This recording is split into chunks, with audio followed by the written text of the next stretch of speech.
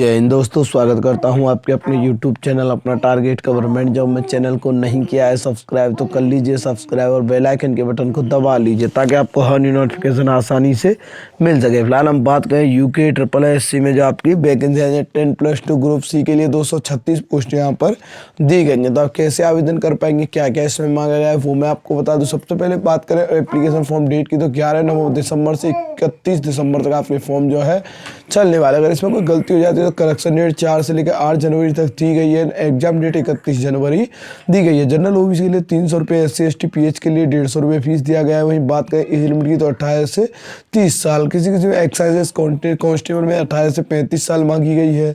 तो आप जो कैसे आवेदन कर पाएंगे, क्या क्या इसमें मांगे, तो क्या है यहाँ पर 12th वाले हैं, 10th वाले हैं, सभी के लिए वैकेंसी दी गई है। तो कैसे आवेदन कर पाएंगे वो आपको बता। सबसे पहले आपको जाना होगा ऑफिशियल वेबसाइट पर। ऑफिशियल वेबसाइट का लिंक आपको डिस्क्रिप्शन में मिल जाएगा। तो इस तरीके का इंटरफेस आपके सामने खुल के आ जाएगा। यहाँ पे क्या आपको देखिए 5 स्टेप में आपको फॉर्म जो है अप्लाई करना होगा। तो सबसे पहले आप अप्लाई नाउ पे क्लिक कर देंगे। जैसे अप्लाई नाउ पे क्लिक करेंगे तो आपका रजिस्ट्रेशन फॉर्म जो है खुल के आ जाएगा। यहाँ पे आपको पूछता है कैंडिडेट नेम। तो सबसे पहले क्या है, यहाँ पे आपको अपना नाम जो है डालना होगा। आपका फर्स्ट नेम है, मिडिल नेम है और आपका लास्ट नेम है। तो इस तरीके से डाल देना है, फर्स्ट मिडिल और लास्ट जो जो अवेलेबल है वो आप डाल सकते हैं। नाम में जितने भी स्पेस होते हैं, एक स्पेस होता है तो फर्स्ट लास्ट हो जाता है, 2 स्पेस होंगे फर्स्ट मिडिल और लास्ट होंगे। वही आपको होता है फादर्स नेम, तो वो आपको डाल देना है। एंड मदर्स नेम यहाँ पर डालना होगा। नीचे आपको दिखाई देगा डेट ऑफ बर्थ। तो आपको डेट ऑफ बर्थ में क्या है, सबसे पहले डेट है, मंथ है एंड आपका ईयर है। तो इस तरीके से डाल देना। वही जेंडर पूछता है मेल है या फीमेल है वो आपको डालना होगा। मैरिटल स्टेटस पूछता है मैरिड है या अनमैरिड है वो आपको डाल देना है। डालने के बाद आपको दिखाएगा नेशनलिटी। तो नेशनलिटी आपको सिलेक्ट करनी पूछता है। उत्तराखंड का डोमिसाइल अवेलेबल है तो यस करेंगे, अन्यथा आपको नो कर देना है। तो इसका तो अदर स्टेट वाले भी अप्लाई कर सकते हैं। तो ये आपके लिए बहुत अच्छी बात है कि अदर स्टेट वाले भी अप्लाई कर सकते हैं। वही पूछता है आपका जो है क्या आपका नाम उत्तराखंड राज्य में स्थित किसी सेवा योजना में पंजीकृत है तो रोजगार कार्यालय में नाम दर्ज है तो यस कर सकते हैं, अन्यथा नो कर सकते हैं। वहीं आप गवर्नमेंट एम्प्लॉय हैं तो यस कर सकते हैं, अन्यथा नो कर सकते हैं। वहीं आपको पूछा क्या आपने अपनी हाई स्कूल इंटरमीडिएट की परीक्षा उत्तराखंड राज्य स्थित किसी मान्यता कॉलेज से की है तो आप यस कर सकते हैं, अन्यथा आपको नो कर देना। वहीं आपको होता है क्या आपके पति पत्नी, आपके माता पिता उत्तराखंड राज्य सैनिक अर्धसैनिक बलों में नियमित कर्मचारी हैं तो आपका कोई घर का गवर्नमेंट एम्प्लॉय है तो आप यस कर सकते हैं, अन्यथा आपको नो कर देना। वहीं पूछता है क्या आपके माता पिता पति पत्नी संगठित के नियमित कार्य कर्मचारी जो उत्तराखंड राज्य में नियमित रूप से सेवा कर रहे हैं। तो उत्तराखंड में आपके माता पिता या बीवी या बच्चे जो भी नौकरी कर रहा है तो आप यस कर सकते हैं, अन्यथा आपको नो कर देना। वही बताया क्या आप या आपके पति पत्नी माता पिता केंद्र सरकार के अब जो केंद्र सरकार में जॉब करते हैं तो आपको यस कर सकते हैं, अन्यथा नो कर देना है। एंड आपको इसको नीचे कर लेना है। नीचे आपको दिखाई देगा आपका कैटेगरी। तो किस कैटेगरी से आवेदन करना चाहते हैं, जनरल OBC SC ST वो कैटेगरी यहाँ पर आपको सिलेक्ट कर लेनी है। जिस कैटेगरी से आप यहाँ पे अप्लाई कर रहे हैं तो आप जिस कैटेगरी से कर रहे थे आप कि किसने आपका इशू किया है, ठीक है, वहीं किस डेट में इशू हुआ है, सर्टिफिकेट नंबर किस डिस्ट्रिक्ट से इशू हुआ है, वहीं वैलिड कब तक है।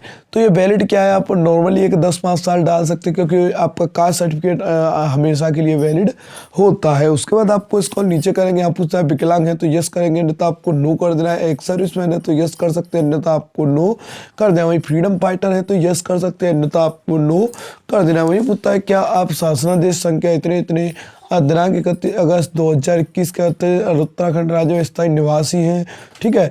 तो यहाँ पे उसके बाद ऐसे प्रभावित बच्चों जिनके दत्तक माता पिता दोनों की मृत्यु 21 वर्ष की अवधि में हुई है अथवा उत्तराखंड राज्य महिला शिशु बाल विकास के अंतर्गत पंजीकरण स्वैच्छिक अनाथ बच्चे हैं तो आप अनाथ बच्चे हैं तो आप यहाँ पे यस कर सकते हैं, नहीं तो आपको नो कर दें। वहीं आपको दिखाई देगा ईमेल आईडी। तो यहाँ पे आपको अपना ईमेल आईडी डाल देना है। ईमेल आईडी कंफर्म करना होगा। वहीं आपको मोबाइल नंबर डाल देना है। मोबाइल नंबर और ईमेल आईडी आपको खुद का ही लगाना होगा ताकि नेक्स्ट टाइम जब भी जरूरत पड़े तो आपको कोई प्रॉब्लम ना आए। उसके बाद कोई अल्टरनेट नंबर अवेलेबल है तो वो भी आप लगा सकते हैं। वहीं आपको यहाँ पर क्या है कि आपका हाउस नंबर, गली नंबर, आपका विलेज, पोस्ट, ये सारी चीज़ जो है आपको डालनी होंगी। वहीं आपको और किस राज्य से बिलोंग करते हैं वो राज्य यहाँ पर डाल देना है। एंड आप किस डिस्ट्रिक्ट से बिलोंग करते हैं वो डिस्ट्रिक्ट जो है डालना होगा। आपके एरिया का पिन कोड क्या है तो आपको यहाँ पर पिन कोड जो है डाल देना है। जो पिन कोड है आपके एरिया का वो आपको डाल देना है। डालने का पूछता है permanent and present address same है तो सेम करेंगे, अलग अलग है तो अलग अलग भी डाल सकते हैं। उसके बाद पूछता है कहाँ से आप फॉर्म फिल कर रहे हैं, तो नॉर्मली आप अपने आपका जो है किस डिस्ट्रिक्ट से डाल रहे हैं वो डिस्ट्रिक्ट का नाम डाल सकते हैं।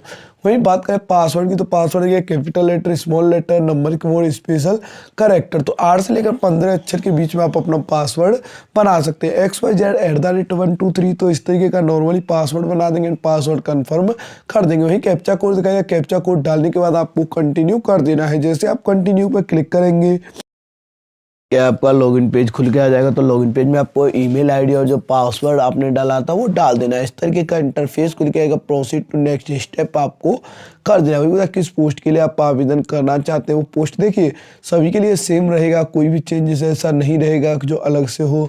सिर्फ आपको क्या है यहाँ पर क्वालिफिकेशन थोड़ा अलग होगा, बाकी लाइसेंस है वो थोड़ा बढ़ सकता है। अब 2 पोस्ट के लिए भी आवेदन कर सकते हैं तो कोई प्रॉब्लम नहीं, आप 2 पोस्ट के लिए भी आवेदन कर सकते हैं, तो 1 से अधिक पोस्ट के लिए आप आवेदन कर सकते हैं। तो सबसे पहले यहाँ पे 10th का रिकॉर्ड है, आपको 10th की मार्कशीट यहाँ पर लगानी होगी। किस राज्य से आपने पास किया है वो आपको लिखना होगा। तो यहाँ पर देखिए लिखने के बाद आपको किस बोर्ड से पास किया है वो बोर्ड यहाँ पर लिख देना है। लिखने के बाद आपको किस डेट में पास किया है वो आपको लिखना होगा। लिखने के बाद यहाँ पर आपको दिखाई देगा सब्जेक्ट, तो आपको सब्जेक्ट हाई स्कूल सब्जेक्ट आपको सिलेक्ट कर लेना है। सिलेक्ट करने के बाद आपको यहाँ पर क्या है मार्क्स है या CGPA है वो आपको डालना होगा। एंड ऑफ 10 कितना है, टोटल मार्क्स क्या है वो आपको डालना होगा। उसके बाद आपको एड क्वालिफिकेशन कर लेना है। तो आपका 10th का रिकॉर्ड चढ़ चुका है, वहीं आपको इसी तरीके से 12th का भी लगाना होगा। तो देखिए आपको यहाँ पे क्या है सारे रिकॉर्ड जो अच्छे से सेव करने हैं, कोई भी आपको गलती नहीं करनी है। किस राज्य से आपने 12th पास किया है वो आपको डालना होगा।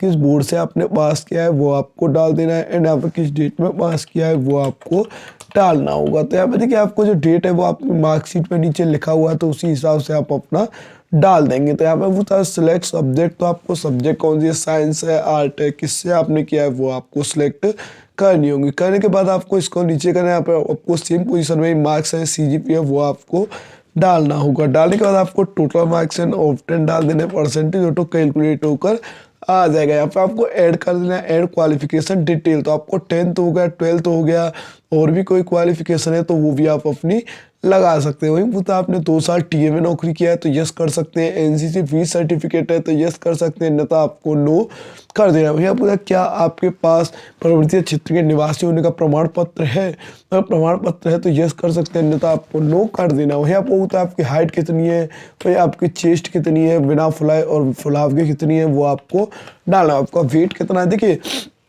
हाइट सेंटीमीटर में मांगा गया है, वहीं आपका चेस्ट विदाउट फुलाव, यहाँ पे फुलाव के साथ कितना है, एंड आपका वेट कितना है वो आपको डालना हो। वही पूछता है एग्जाम सेंटर, तो 2 एग्जाम सेंटर यहाँ पर आपको चूज करने होंगे। तो 2 एग्जाम सेंटर चॉइस में आपके दिए हुए कि आपके खिलाफ कोई कोर्ट केस कार्रवाई है तो आपको यहाँ पर नो कर देना है, और यहाँ भी आपको नो ही कर देना है। यहाँ बताओ आपको जो है आपको कौन सा प्रूफ है आपके पास, ID प्रूफ, तो वो ID प्रूफ आप क्या लगाना चाहते हैं, वोटर ID, पैन कार्ड, आधार कार्ड, वो आपको लगा देना है। तो इस तरीके से आपको जो है यहाँ पर लगाने के बाद आपको नंबर डालना होगा एंड आपको सबमिट कर देना है। तो आपको देखिए यहाँ पर कोई भी गलती नहीं करना है, अगर गलती करेंगे तो आपके लिए प्रॉब्लम क्रिएट हो जाएगा। तो आपको यहाँ पे क्या आपको पूरा ध्यान में रखते हुए एप्लीकेशन फॉर्म जो है फिल करना होगा। उसके बाद आपको सबमिट कर देना है। सबमिट करेंगे तो आपको पूछता आपका डाटा सही है तो आपको यहाँ पर सबमिट कर देना है। उसके बाद आपको यहाँ पर क्या है डिक्लेरेशन क्लिक कर लेना है एंड आपको कंटिन्यू करना होगा। कंटिन्यू करेंगे तो आपका फोटोग्राफ अपलोड करने के लिए आ जाएगा। तो फोटोग्राफ बिल्कुल लाइट बैकग्राउंड में अच्छी क्वालिटी का होना चाहिए जिससे आपका कोई प्रॉब्लम ना हो। अगर ब्लर फोटोग्राफ होता है तो ज़्यादातर फॉर्म क्या है रिजेक्ट हो जाते हैं, और लाइट बैकग्राउंड आपके लिए सबसे बेटर ऑप्शन होता है। वही आपका सिग्नेचर है, नॉर्मली आप सिग्नेचर अपलोड कर सकते हैं। तो आपको अपलोड इमेज कर देना है, तो आपको अपलोड कर देंगे तो फोटो एंड सिग्नेचर अपलोड हो जाएगा। तो यहाँ पे आपको एक बार चेक करें आपके एप्लीकेशन फॉर्म में कोई गलती तो नहीं है। गलती है तो आप क्या है बैक जाके चेंजेस कर सकते हैं। बिल्कुल सही है तो दोनों आई एग्री करने के बाद click here to make payment आ जाएगा। तो पेमेंट आप debit card, credit card, net banking, UPI आप किसी से भी आप अपना पे कर सकते हैं। पे करने के बाद आपका एप्लीकेशन फॉर्म जो है फाइनल हो जाएगा। आशा करता हूं आपको वीडियो काफी पसंद आएगा और आपके लिए काफी हेल्पफुल रहा होगा। ऐसे हेल्पफुल अपडेट्स के लिए हमारे चैनल को सब्सक्राइब कर ले। Thank you for watching. अपना टारगेट गवर्नमेंट जॉब।